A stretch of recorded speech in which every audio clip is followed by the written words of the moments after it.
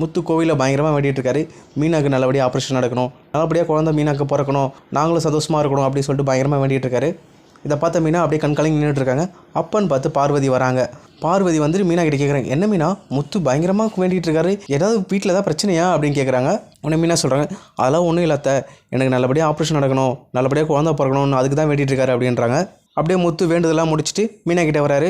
முத்து பார்த்தோடனே பார்வதி, முத்து உன் நடிச்சு எனக்கு ரொம்ப பெருமையாக இருக்குது, உன் பொண்டாட்டிக்காக நீ இவ்வளோ பாசமாக இருக்க, அவளுக்கு சின்ன கஷ்டம் கூட வரக்கூடாதுன்றதுக்காக நீ இவ்வளோ வேண்டிக்கிற, இதெல்லாம் பார்க்கும்போது ரொம்ப பெருமையாக இருக்குது, இப்படிப்பட்ட புருஷன் தான் எல்லாருக்கும் கிடைக்கணும் அப்படின்னு சொல்லிட்டு பார்வதி சொல்லிட்டு இருக்காங்க. உடனே முத்து சொல்கிறேன், மீனா மட்டும் சந்தோஷமாக இருந்தால் போதும், நான் எவ்வளோ வேணால் சம்பாதிச்சிட்டு வருவேன், எவ்வளோ டிகிரி வேணாமல் இருப்பேன், மீனா மட்டும் எனக்கு சப்போர்ட்டாக இருந்தால் போதும், மீனா நல்லா இருக்கணும் அப்படின்ற மாதிரி முத்து சொல்கிறாரு. உடனே பார்வதி சொல்கிறேன், மனோஜ் நீயும் ஒன்றா பிறந்தீங்கன்னு சொன்னால் என்னால் நம்பவே முடியல, நீ பொண்டாட்டி நல்லா இருக்கணும்னு இவ்வளோ வேண்டுற, வரப்போகிற குழந்தையும் நல்லா இருக்கணும்னு சொல்லிட்டு இவ்வளோ வேண்டுற, ஆனால் மனோஜ் ஒரு குழந்தைக்கு அப்பா ஆகிட்டுன்றது கூட ஒத்துக்காமல் என்னென்னவோ போய் சொல்லி சுடுத்திட்டு இருக்கான் அப்படின்ற மாதிரி பார்வதி சொல்கிறாங்க. உடனே முத்து சொல்கிறேன், ஆமாம் அத்தை, மனோஜ் தான் குழந்தை இல்லை அப்படின்னு சொல்லிட்டு இருக்கான், எங்களுக்கு ஆனால் மனோஜ் மேலே ஒரு டவுட் இருக்குது, ரோஹினி இந்த விஷயத்தில் போய் சொல்லாதுன்னு தான் நான் நினச்சிட்டு இருக்கேன் அப்படின்ற மாதிரி சொல்கிறாரு முத்து. உடனே பார்வதி சொல்கிறேன், ஆமாம் முத்து, ரோஹினி எல்லா விஷயத்துலையும் போய் சொல்லியிருக்கலாம், ஆனால் இந்த விஷயத்தில் போய் சொல்லியிருக்க முடியாது, ஒரு பொண்ணு இந்த விஷயத்தில் போய் சொல்லவே மாட்டா.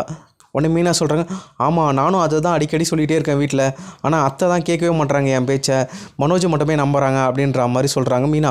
உடனே பார்வதி சொல்கிறேன், மீனா நீ நினைக்கிறது தப்பு, விஜயாவோ இதை நம்புறா, ரோஹினி வயிற்றில் வளருது மனோஜ் குழந்தை தான் அப்படின்னு. ஏன்னா விஜயவே என்கிட்ட வந்து சொன்னால், ரோஹினி வயிற்றில் வளர குழந்தை எப்படியாவது கலைச்சிடணும், உங்கள் வீட்டுக்கு ரோஹினி எப்படியாவது கூப்பிட்டு ஏதாவது சாப்பாடில் கலந்து கொடுத்துரு அப்படின்னு என்கிட்ட சொன்னான். எனக்கு பயங்கர கோவம் வந்துருச்சு, விஜயாவை பயங்கரமாக திட்டியே விட்டுட்டேன், இந்த மாதிரி ஒரு விஷயத்தை நீ பண்ணிவிட்டு என்கிட்ட பேசாத அப்படின்னு சொல்லிட்டேன், அதனால் என்கிட்ட விஜயா பேசுகிறதே இல்லை அப்படின்ற மாதிரி பார்வதி சொல்கிறாங்க. உடனே முத்து மீனா கிட்ட சொல்கிறாரு, பாத்தியா மீனா, அம்மா எவ்வளோ கேவலமாக நடந்துட்டுருக்காங்க, ரோஹினி வயிற்றில் வளர குழந்தையை கலைக்கணும்னு நினைக்கிறாங்க. ச்சே, ஆனால் இந்த மனோஜுக்கு கொஞ்சம் கூட அறிவே கிடையாது, அவன் யாருக்கும் இறக்கமே பட மாட்டான், சின்ன வயசில் செய்யாத தப்புக்கு என் தண்டனை அனுபவிச்சான், ஆனால் ரோஹினி வயிற்றில் வளர குழந்தை செய்யாத தப்புக்கு அதிகம் தண்டனை அனுபவிக்கணும், கண்டிப்பாக விட மாட்டேன் மீனா, இந்த உண்மையை நான் கண்டுபிடிப்பேன் அப்படின்னு சொல்லிட்டு முத்து சொல்கிறாரு. மீனா சொல்கிறாங்க, கண்டிப்பாக கண்டுபிடிச்சே ஆகணுங்க, இதுக்கான முடிவு என்னன்னு தெரிஞ்சு ஆகணும், ஏன்னா இது ரொம்ப நாள் மூடி மறைக்க முடியாது, இன்னும் ஒரு 9 மாதத்தில் குழந்தை வந்துடும் எப்படியா இருந்தாலும், அப்போவும் இதே பிரச்சனை போயிட்டு தான் நல்லா இருக்காது, நம்ம குடும்பத்துக்கு தான் அசிங்கம், கண்டுபிடிக்கணுங்க அப்படின்னு சொல்லிட்டு மீனாவும் சொல்கிறாங்க. முத்து மனோஜை ஃபாலோ பண்ணிட்டே இருக்காரு, எங்கெங்கெல்லாம் போகிறான் அப்படின்ட்டு. மனோஜ் ஷோரூமில் இருந்து ஸ்ட்ரெயிட்டாக கனகா வீட்டுக்கு போகிறாரு.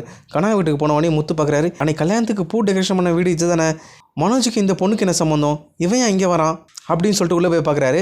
கனகா அம்மா மனோஜை, மாப்பிள்ள வாங்க மாப்பிள்ள, கனகா எப்போவுமே ஹஸ்பண்ட் கிட்டே போகணும் அப்படின்னு சொல்லிட்டு கேட்டுகிட்டே இருக்கா, நீங்களும் ஷோரூம்க்கு அடிக்கடி வர வேணாம்னு சொல்லிட்டீங்க, என்ன பண்ணுறது எனக்கு தெரியல, அதனால தான் உங்களுக்கு கொஞ்ச நேரம் வீட்டுக்கு கூட வச்சு அவங்ககிட்ட பேசுறதுக்காக கூப்பிட்ட மாப்பிள்ள அப்படின்ற மாதிரி சொல்கிறாங்க. முத்து இந்த எல்லா விஷயத்தையும் பார்த்துட்டு அப்படியே வீடியோவை எடுத்தே வச்சிடறாரு. முத்து போய் வீட்டில் எல்லாத்தையும் இந்த விஷயத்த எல்லாருக்கிட்டையும் சொல்கிறாரு. அப்புறம் மனோஜ் எதுவுமே தெரியாமல் வீட்டுக்குள்ளே வராரு. நில்றா அப்படின்னு சொல்லிட்டு அண்ணாமலை கத்துறாரு. உடனே மனோஜ், ஐயோ நான் ஏதாவது விஷயத்தில் மாட்டிக்கிட்டோமோ அப்படின்னு சொல்லிட்டு பயந்துக்கிட்டே காலத்து வைக்கிறாரு. டேய் கனகான்ற பொண்ணு யாருடா அப்படின்னு சொல்லிட்டு அண்ணாமலை கேட்குறாரு. உடனே மனோஜ் சொல்கிறார், கனகாவா, என் ஃப்ரெண்டோட ஒய்ஃபு, இப்போதைக்கு அதை பற்றி பேசுகிறீங்க அப்படின்னு சொல்லிட்டு மனோஜ் கேட்குறாரு. உடனே அண்ணாமலை பலாருன்னு போட்டு மனோஜை அடிச்சுட்டு, டேய் இன்னமும் நீ எவ்வளோ நாள் தான் போய் சொல்லிட்டே இருப்ப, உனக்கு கொஞ்சம் கூட வெக்கமே இல்லையா, உண்மையை சொல்லு அப்படின்றாரு. உடனே மனோஜ் அடிக்க பயந்துன்னு உண்மையை சொல்கிறாரு. கனகாவை நான் கல்யாணம் பண்ணிக்கிட்டேன், அப்போ தான் காசு தருவோன்னு சொன்னாங்க ரோஹினிக்கு டிவோர்ஸ் பண்ணுறதுக்காக அப்படின்றாரு.